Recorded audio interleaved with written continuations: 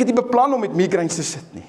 Ek het nie beplan om te ly aan depressie nie. Ek het nie beplan om 'n besering op te doen nie. Ek het nie beplan om by die dokter uit te stap en hy vir my sê dat my gesondheid nie is nie. Dit is nie beplan nie.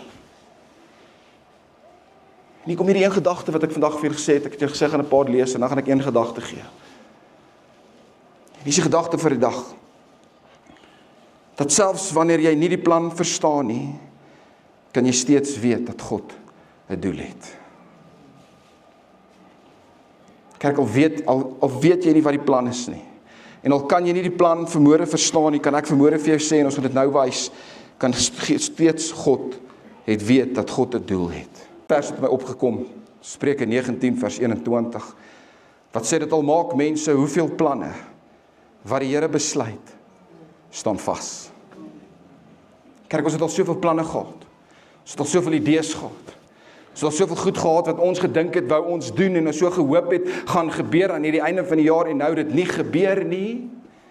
Wil ek vanmôre vir jou sê, op Kersdag, wil ek hoor hierdie vir jou sê, kan jy steeds weet dat God 'n doel het.